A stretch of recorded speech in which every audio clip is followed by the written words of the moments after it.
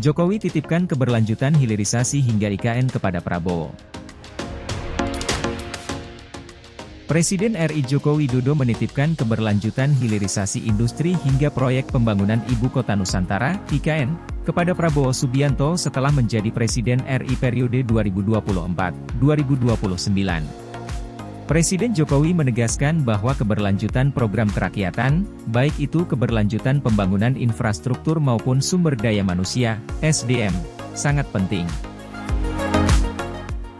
Baik itu keberlanjutan hilirisasi industri, IKN, maupun ekonomi hijau, kata Jokowi dalam sambutannya saat menghadiri apel kader dan penutupan rapat pimpinan nasional, Rapimnas, Partai Gerindra di Indonesia Arena, Senayan, Jakarta, Sabtu malam.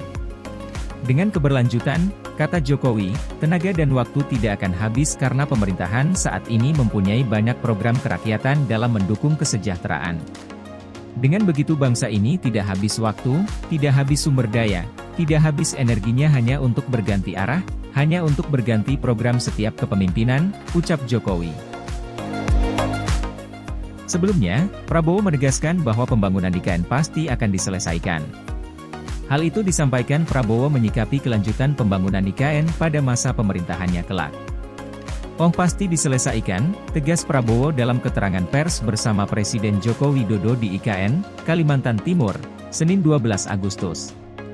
Meskipun rencana garis besar pembangunan IKN diproyeksikan selesai selama belasan tahun hingga beberapa puluh tahun, Prabowo optimistis dalam kurun waktu 4-5 tahun pun IKN sudah bisa berfungsi dengan sangat baik. Kita juga tidak boleh memaksakan. Akan tetapi, kalau saya optimistis ya dalam 4-5 tahun saya kira sudah berfungsi dengan sangat baik, kalau menurut saya ya. Saya bukan ahli teknik, tetapi saya lihat potensinya, saya yakin 5-6 tahun akan bagus, akan selesai, jelas Prabowo.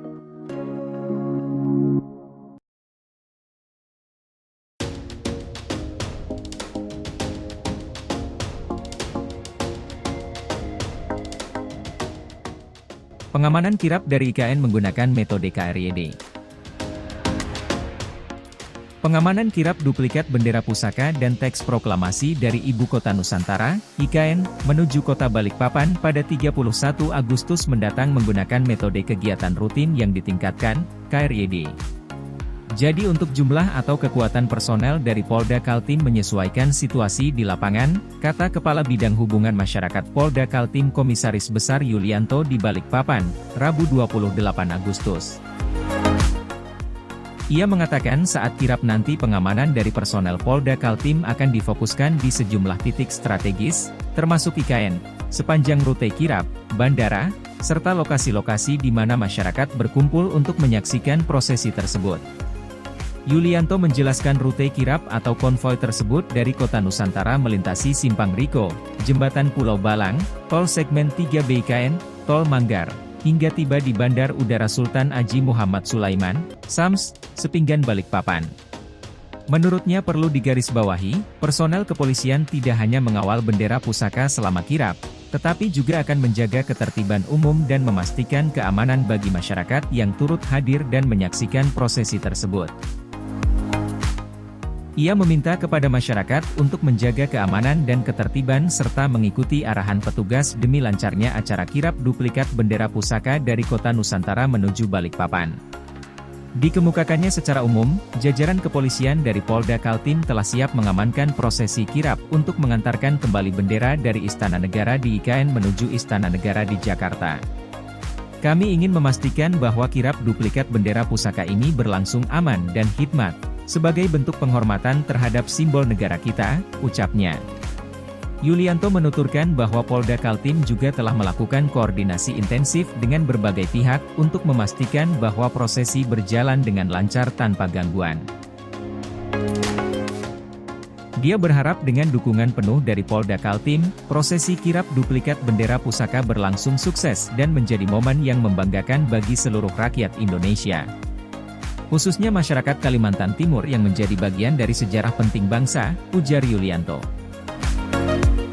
Sekadar diketahui, sebelumnya kirap bendera dari Jakarta menuju IKN pada 10 Agustus lalu, Dinas Pendidikan dan Kebudayaan Kota Balikpapan melibatkan sebanyak 9.044 pelajar.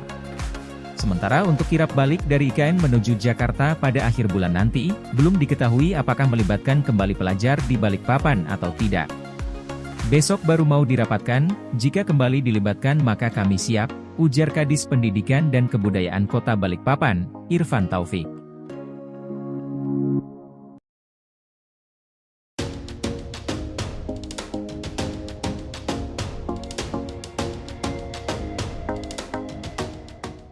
IKN didesain sebagai kota masa depan bagi generasi muda.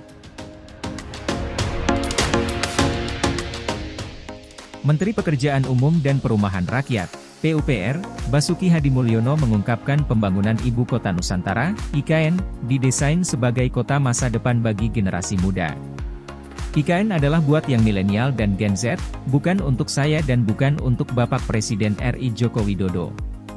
IKN didesain untuk kota masa depan, kota anak muda, ujar Basuki di Jakarta, Selasa. Profil demografi Indonesia berdasarkan data Badan Pusat Statistik, BPS, saat ini didominasi oleh milenial sebanyak 26% dan Gen Z sebanyak 28%. Dirinya berharap talenta-talenta yang pindah ke IKN diutamakan digital expert untuk bisa mengoperasikan kota IKN. Digital expert kita utamakan untuk para ASN kita, katanya. Sebagai informasi, berdasarkan lampiran rencana induk IKN dalam Undang-Undang Nomor 3 Tahun 2022 tentang Ibu Kota Negara, Indonesia telah menetapkan sasaran untuk masuk ke jajaran 5 besar perekonomian terkuat di dunia dan memiliki pendapatan per kapita negara berpenghasilan tinggi pada tahun 2045. Sasaran itu dibangun di atas 4 pilar utama Visi Indonesia 2045, yaitu pembangunan manusia dan penguasaan ilmu pengetahuan dan teknologi, IPTEK, pembangunan ekonomi yang berkelanjutan, pemerataan pembangunan, serta pemantapan ketahanan nasional dan tata kelola pemerintahan. Pemindahan ibu kota negara dilakukan sebagai salah satu strategi untuk merealisasikan target ekonomi Indonesia 2045, yaitu pertumbuhan ekonomi yang lebih inklusif dan merata melalui akselerasi pembangunan kawasan timur Indonesia. Ibu kota negara Nusantara yang selanjutnya disebut IKN mempunyai fungsi sentral dan menjadi simbol suatu negara untuk menunjukkan jati diri bangsa dan negara. Oleh karena itu, pemindahan dan pengembangan ibu kota yang baru perlu didasarkan pada perkembangan prinsip pembangunan kota yang matang serta kebutuhan dan visi jangka panjang suatu bangsa. IKN didesain sebagai kota masa depan bagi generasi muda. Menteri Pekerjaan Umum dan Perumahan Rakyat, PUPR, Basuki Hadimulyono mengungkapkan pembangunan Ibu Kota Nusantara, IKN, didesain sebagai kota masa depan bagi generasi muda.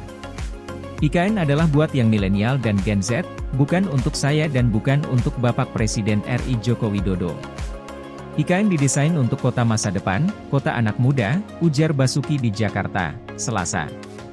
Profil demografi Indonesia berdasarkan data Badan Pusat Statistik, BPS, saat ini didominasi oleh milenial sebanyak 26% dan Gen Z sebanyak 28%.